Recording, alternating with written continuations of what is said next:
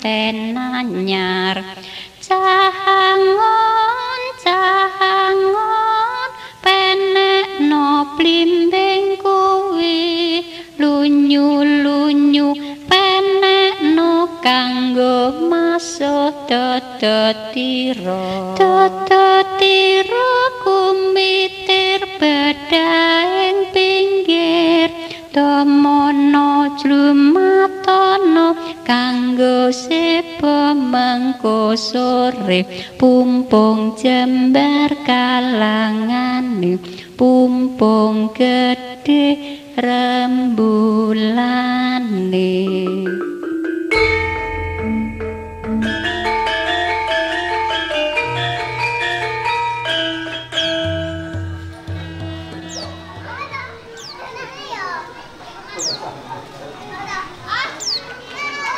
Dahulunya Kali Code itu adalah mengalir di sebelah barat karena kemiringan tanah, kemudian kali itu berangsur-angsur ke sebelah timur.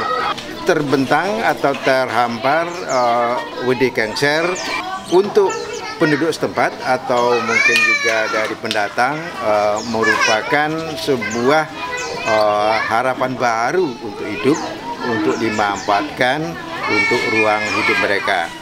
Sekitar tahun 80-an, waktu itu ada yang namanya program ABRI Masuk Desa, maka sepanjang Jogoyudan itu dibangun talut. Fungsinya untuk menahan banjir tidak masuk kampung. Kemudian pada tahun 1999 bahwa dari warga mengusulkan kepada pemerintah bagaimana supaya mereka bisa dibikinkan sertifikat resmi, paling tidak sesuai prosedur, sementara mereka dibikinkan yang namanya HGB. Akhir tahun 1999 warga mendapatkan yang namanya HGB.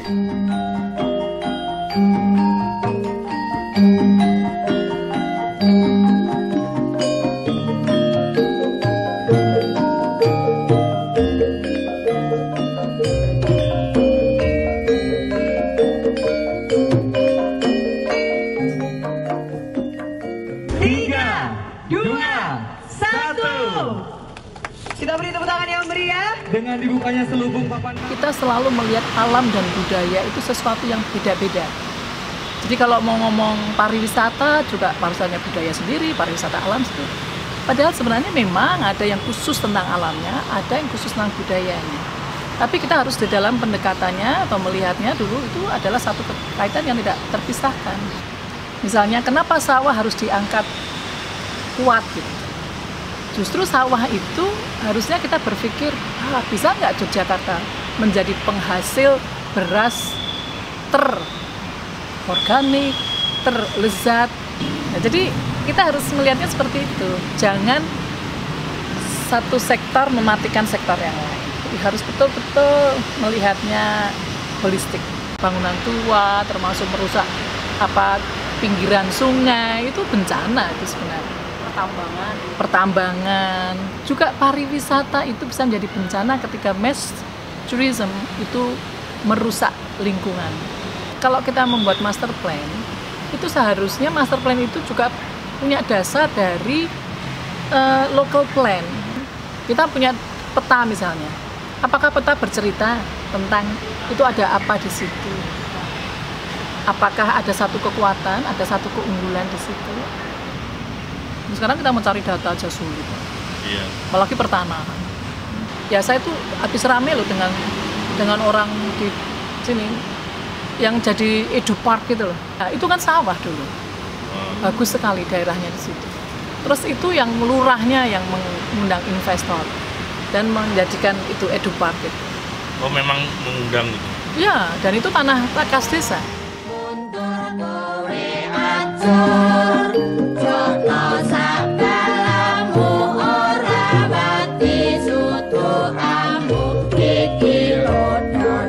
Satrio iki lodo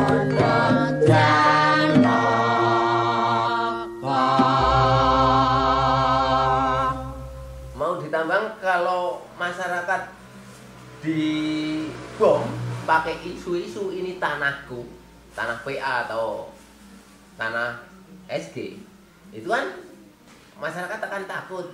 Padahal masyarakat itu ya itu tadi dilahirkan di sini, dibesarkan di sini, mengelola tanah itu di sini. Kemudian ada pengeklaman bahwa ini tanah SG, ini tanah PAG akan dijadikan ini. Biar takut, cuman biar takut. Kalau masyarakat takut, nanti diambil kan, oh nggih, sedika dawuh. Jaranan, jaranan, jarane, jaran beji. Sing tunggang mas kabeh, sing iren para menteri.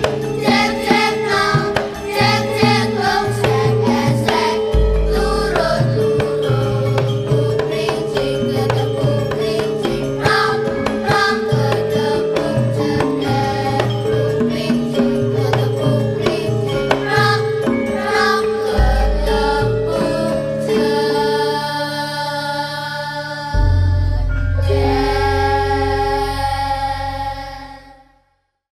Wis kota gawe SK gawe SK baru, membentuk pedukuhan baru, Pak Dukuhe sing dadi kepala dukuh. Ya, ning nek ranano pelungguhe dasare nanti SK Undang-Undang Desa ya plus Undang-Undang Keistimewaan supaya dia tetap dapat honor dari Undang-Undang Desa. Karena nggak ada pelungguhnya, nanti saya ukur dengan uang cash.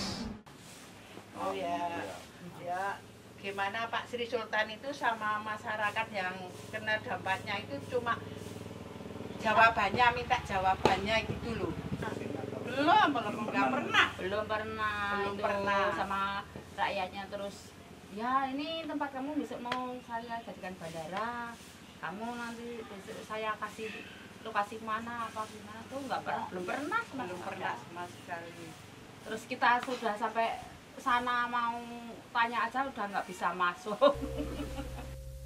Iki lodak dajan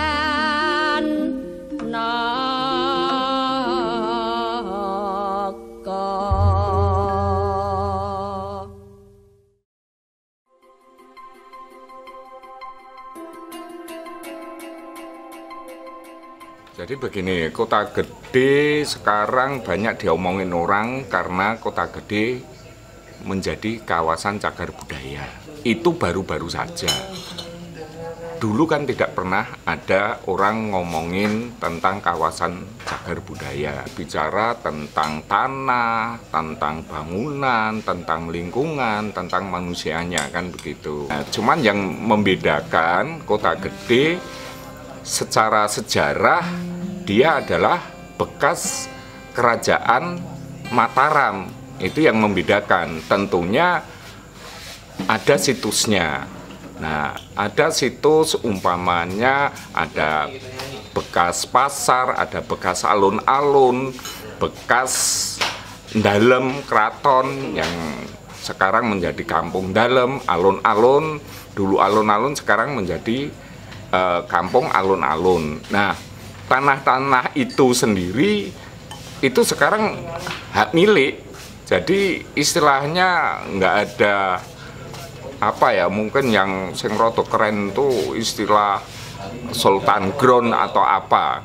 Saya nggak tahu, saya nggak pernah dengar itu kalau di kota gede itu ada Sultan Ground. Nah, itulah mungkin permasalahan-permasalahan yang saya kira perlu diperjelas juga, bahwa masyarakat yang lainnya itu hak milik, kok ini di sebagian ada yang milik keraton, atau saya nggak tahu apakah itu milik keraton Jogja atau keraton Solo.